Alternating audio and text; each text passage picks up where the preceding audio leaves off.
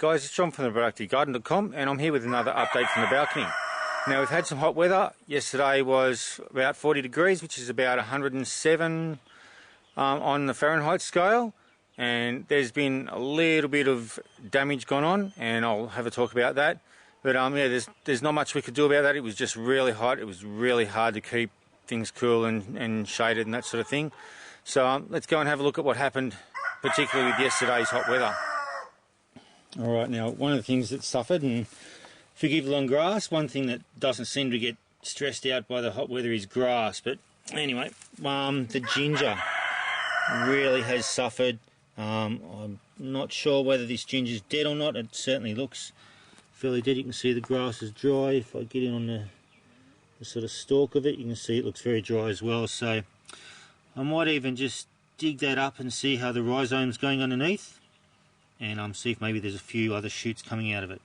But by contrast, the Galangal is loving this heat, whether it copes with the cooler weather that comes along a bit better. I mean, as an example, that yesterday 40 degrees Celsius, today 20 degrees Celsius, two totally different days. Thankfully we're getting a bit of rain today as well, so that's putting a bit of moisture back into the soil. But yeah, certainly the ginger has copped it a fair bit. Other things that have suffered a bit, the main other thing is the lime. I've just had a look through this and it's dropped all its fruit. So there's not much we can do about that. I mean, it was watered the day before in the evening, it was watered the next day in the morning, and it certainly wasn't too wet. The water wasn't saturated or anything, and the soil wasn't dry in the afternoon, but I think it was just that hot that the trees just decided, rather than put energy into the fruit, it's decided to drop it, and maybe next year we'll get some fruit off the lime. That's a bit disappointing, but there's not much you can do about that. That's the way gardens go. The other thing is, with all the hot weather we've had, the lettuce has well and truly bolted to seed.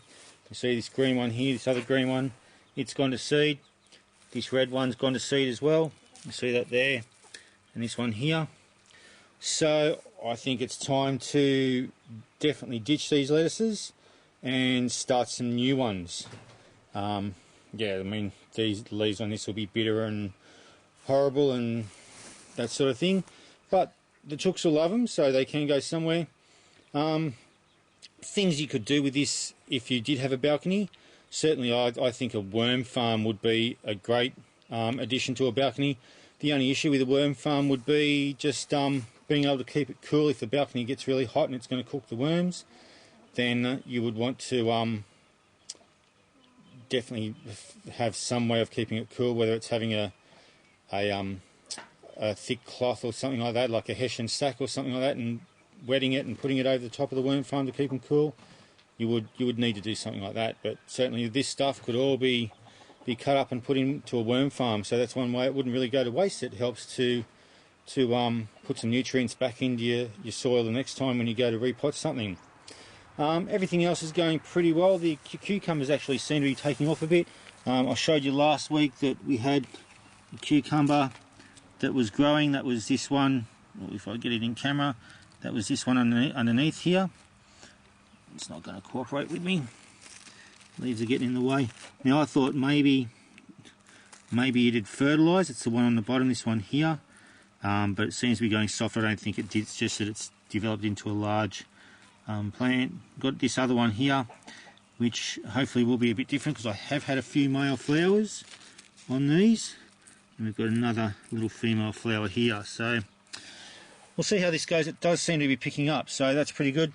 This eggplant, it's not developing the big leaves that eggplants usually do, but it's starting to get some flowers on it now. So I don't know whether it's just some desperation or something like that, but this does seem it's developing a nice growth tip on it, the capsicum here, so it seems to be doing a lot better. This tomato is actually not doing too badly now. We've got this tomato here, which we're waiting for it to ripen up, and we've got a couple more tomatoes further up here. There's two there. one here, and it actually hasn't done too badly in hot weather. It seems to be coping with it pretty well. The blueberry, it's looking good. It's nice and bushy and green. The asparagus has done all right, so it certainly hasn't minded the hot weather.